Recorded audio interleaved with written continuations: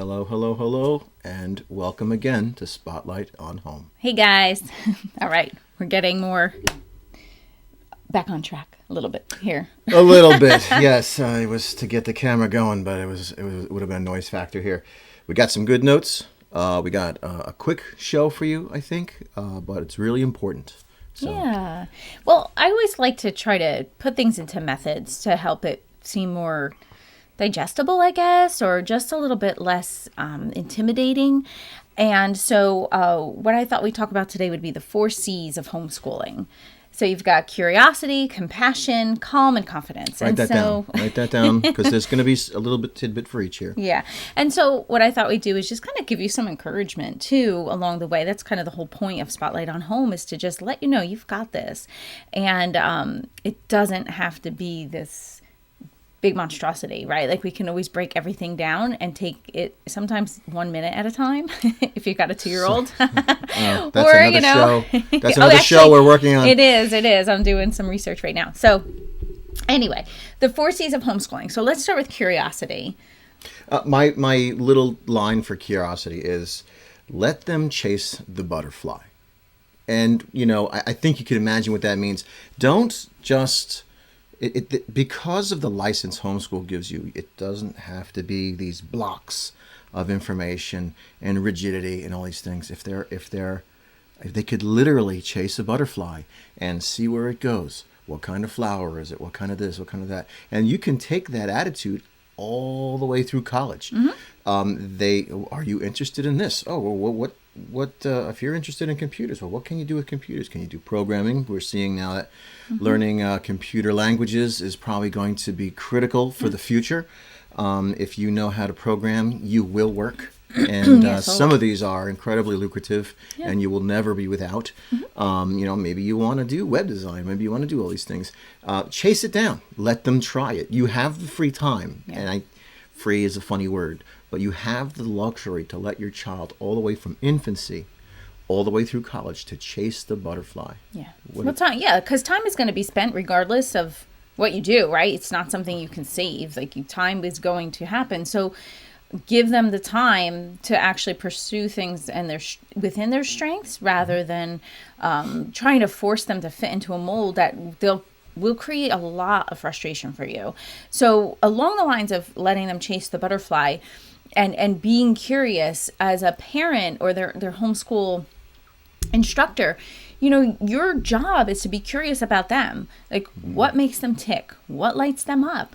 What do they really get into and they're learning about that does not even feel like learning to them? It's just delight. What do they really hate? What is their learning style? What, all of these things, take a curious mind about, instead of being rigid and being like, no, this is school and we have to sit at this desk and we have to watch these DVDs and we have to do this lesson. And then that's not educating a child, right? That's just cramming them full of data, but that's not actually educating them at all. So what you want to do is be curious. Do they learn better first thing in the morning? Mm-hmm. Are there certain subjects they're just better at night? Is read alouds really hard during the day because they're rambunctious, but you know what? Right before bed for that hour, you can get a good history read aloud in, maybe even for 30 minutes or 40 minutes, as opposed to trying to do it in the morning when they're full of energy, So just take a curiosity approach to it, and then allow yourself the freedom to kind of fail and say, let's try this. What happens if we do it this way? What happens if we do it that way? And never make it mean anything about you. Just make it mean okay, well, we tried that. Maybe your child really hates math, but maybe they love learning with their hands. Okay, so let's do math with cooking. Let's teach them how to cook. Well, you can sneak math in there, and they won't even know it.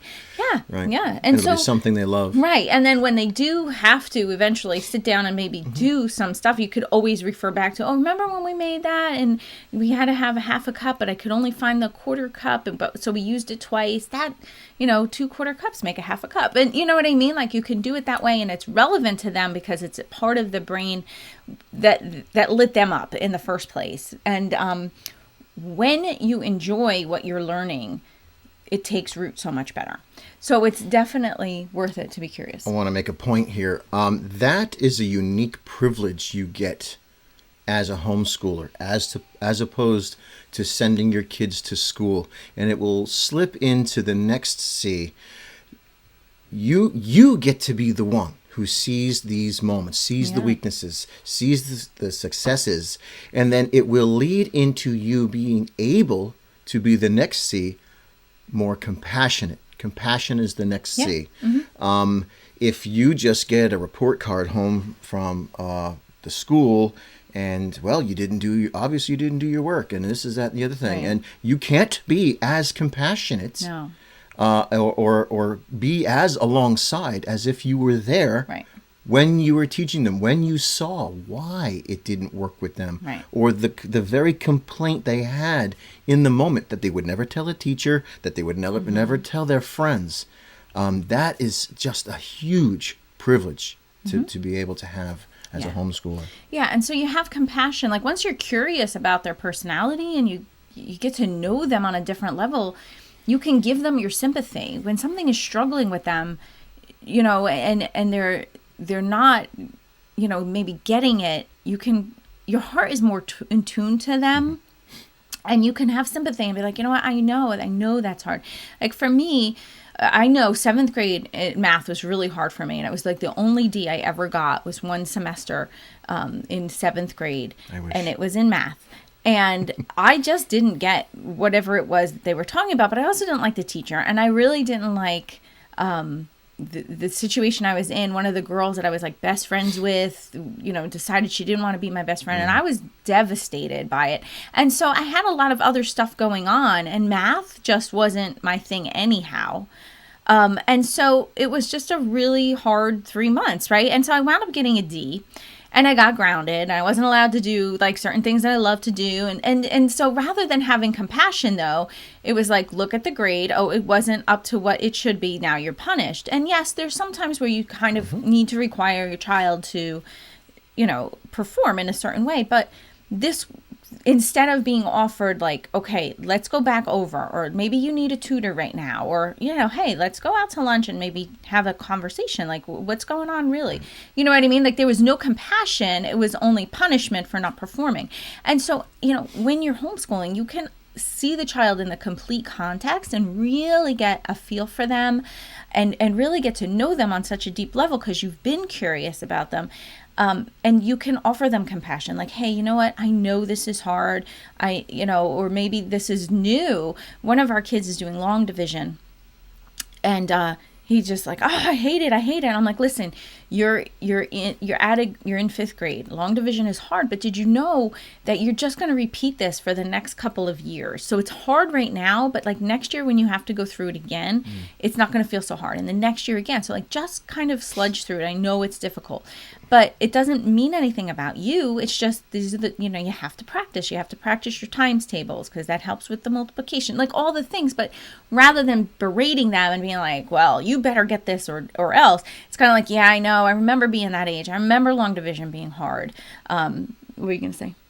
Well, we could use the example also for compassion. We had the incident with the disc. Oh, yeah. So we use first math. recommendation, everything online, discs. don't use discs. But I wanted to use the discs because we own them already, and we didn't have to spend Just extra moving money, forward, right? But we won't do it. So especially for our 3rd grader, he's just a hot mess. Anyway, so remember we were talking about this too. Like the one disc was missing, and that was just like appeared on our floor. I don't know. So anyway, same kid, same math, same problems, right? So the discs are broken up. There's like 4 discs, and they're broken up like every disc has the next 30 lessons on it. And so he was like 2 lessons away for the disc being over for that lesson and moving on to the next disc. And that disc got scratched, the one he was currently using. And there were only 2 lessons left. So I'm like, you know what? I'm not paying another $15 for you to just do 2 more lessons. Like, just skip ahead to the very first lesson. Math always reviews and repeats. And whatever you don't know, I'll just teach you real quick, because it's 3rd grade math. So he's like, fine. So he got himself, though, like, he got a problem wrong. And it really bothered him. He's very perfectionistic, and it really bothered him. Like, don't let it bother you. This may have been what you missed on the last two lessons that you didn't do because of this disc being scratched. Let's go back and watch it, and I'll sit with you, and I'll show you what you're not knowing, and then we'll watch how to do the problem, and then like that's how you'll learn this math process. I think it was regrouping or borrowing or whatever. So he was so upset though, and like, well, he's he was laying on our bed, and I'm at my desk, and Kate's at hers, and he's starting to go to pieces. Yeah. And I had to sort of remind him, hey, we're right here. If you get this wrong, nothing's going to happen, actually.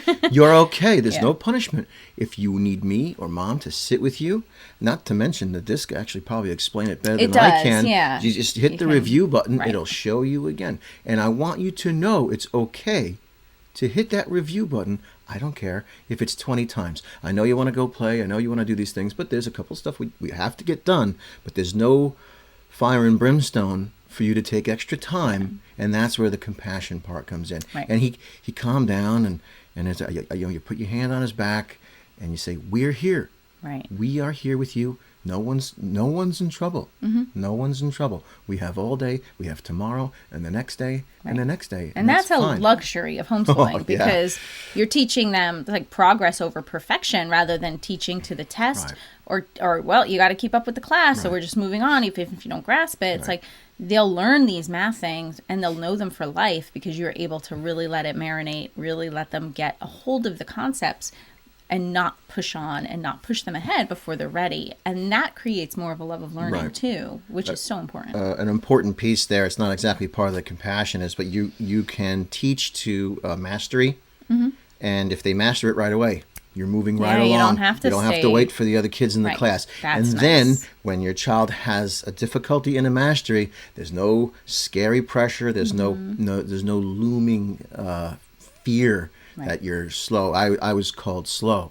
You might not always disagree with that, but there's no pressure in it until you can get that mastery, and then you move on at your pace.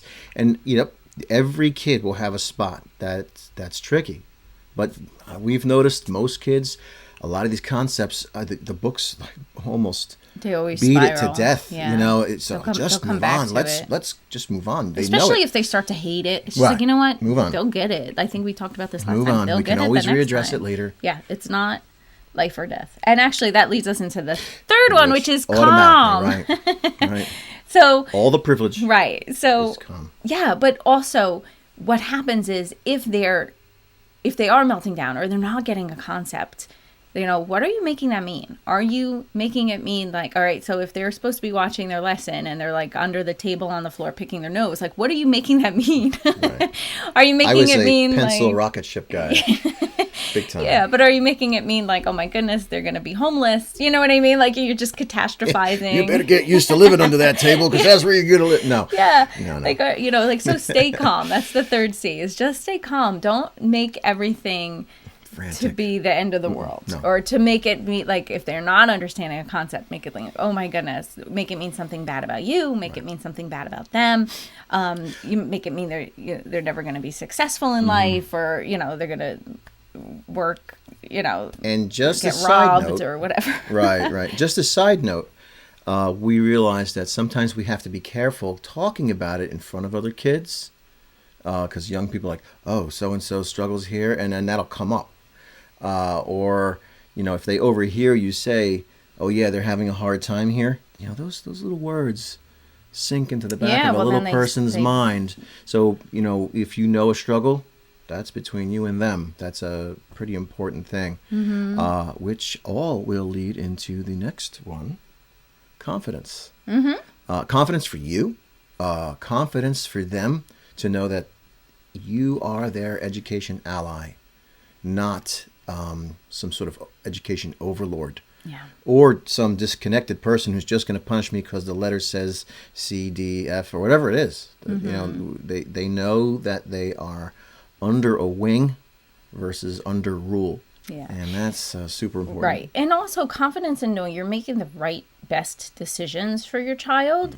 You don't have to feel like, am I doing this right, or am I doing enough? Like if you're really taking time to be curious about them and how they learn best and what they like best, and all the things that would fall under curiosity. And then you add to that giving them your sympathy, being compassionate towards them, showing them love, showing them encouragement, giving them space to fail, and not making it mean that they are a failure. It's just like, oh, we didn't learn this yet, or you know what, let's practice this till we get it right. And not making failure mean anything more than just, okay, I guess we have to learn this, or what did we learn from this failure, right? So you have the compassion not to make it mean a big deal. Then you have calm.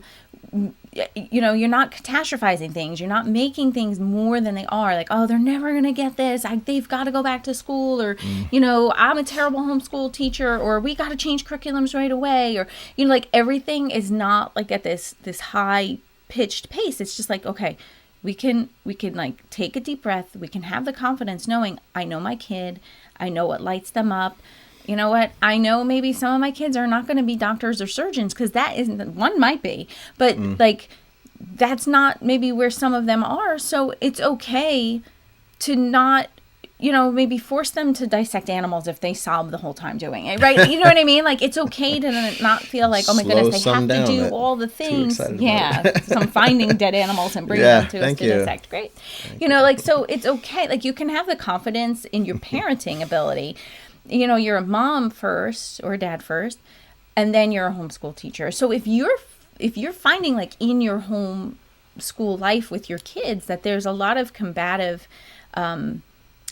attitudes, or, like a lot of pushback and a lot of resistance, take a step back and kind of evaluate and be curious. Like, why are they pushing back against this? What could I change about me? Like, so rather than trying to force the kid to change, maybe change something about you, or change the way you're thinking about it, or change your curiosity, ask different questions, show them compassion. A lot of times, especially when it comes to like reading and math, kids will sometimes you just need a break from it for a week or two.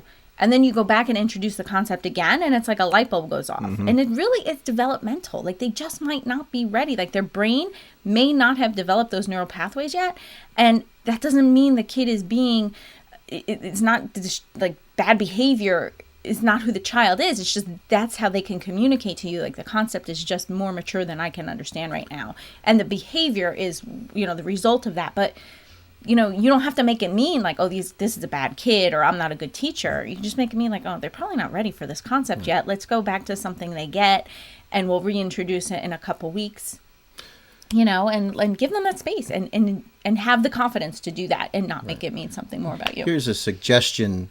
This won't work for every kid, but if you're finding that they're just resisting, and, a lot of this you're going to have to present to them like, well, look, we have to do it. The same as we have to go to bed. The same as we have to eat. Mm-hmm. We have to educate.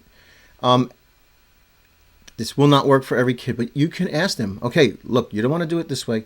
How do you want me to, when? When do you want to do it? Because then you've emboldened them. This will not work for all kids, because some, like if you say, well, what do you want to eat? They're going to say chocolate cake. Yeah. And if you ask, do you ever want to do this? No, I never want to do this. But okay, we don't have a choice. You do have to do certain things. You tell me when, and see if it's in your wheelhouse to be able to do it. Right. I mean, sometimes, is there a set time? Or is there like a science, like say it's a concept of math they don't get, or science they're not getting. Like, is there a place they could go and learn it hands-on, right? Like if they're learning about levers and pulleys and different things, or gardening, or something, you know what I mean? Like there's just so many, or a science center, and there's chemistry, or there's physics involved, and it's just so weird to them. Like, is there some place you could go to give them like a tangible hands-on, to introduce a concept, or to round out a concept that they might not get in their heads, or that kind of thing. There's a lot of emboldenment here. I'll dial back briefly all the way to curiosity. If they decide they want to speak French, if it's in your power, you could get Babbel. Yeah, there's programs. Free apps out there. Free apps. You can go to the library and get the discs. Yeah. Let them chase it down, and this is the thing: redefine failure in your mind. I'm a fan of Jordan Peterson, and when you follow him, you start getting similar people. Mm-hmm. And there was this woman talking, and her father at dinner time says, "Well, what did you fail at today?" Right. And if you didn't have anything to say that you failed at, she's like, that was the scary thing. You didn't have something that you tried.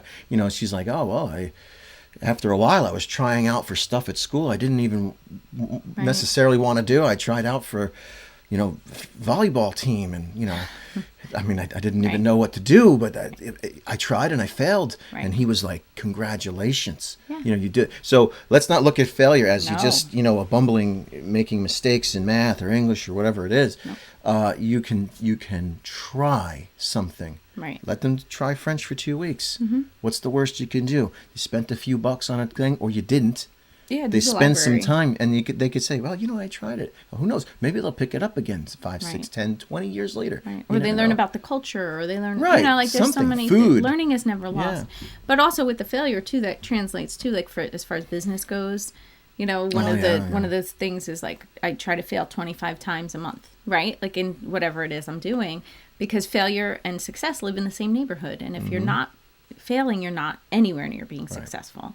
And so, in a traditional school setting, you're told failure is so bad, but it's really not. It's really not. That's a mindset it's switch. Necessary. It's totally necessary. Very important for successful people. Yeah. It's coming up in all the motivational talks, all the business talks, all the the betterment, more be a man thing, and be a better business. Fail. But if you're sitting on the couch, you're not failing, but you're not succeeding either. You're just a failure.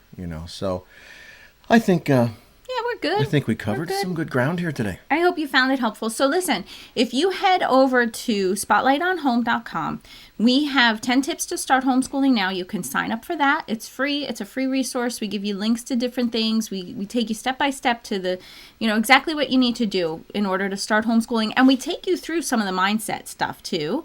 And then I also have, if you want to go deeper, I did put together a program called the Homeschool Mom Survival Kit. And you can find that also at spotlightonhome.com. And that just gives you, you can peel back the curtains on our homeschool. I share with you what we do behind the scenes. I also share with you some time management principles that you can start applying to make sure you're not feeling overwhelmed. Because I know a lot of times with homeschool, if you're feeling overwhelmed already by all the logistics of just running your home and then you add homeschooling onto it, homeschooling will be the first thing to go. You know what I mean? So I want to encourage you in that. I want to show you like, okay, this is how I manage my time. I have 8 kids. I run 2 businesses.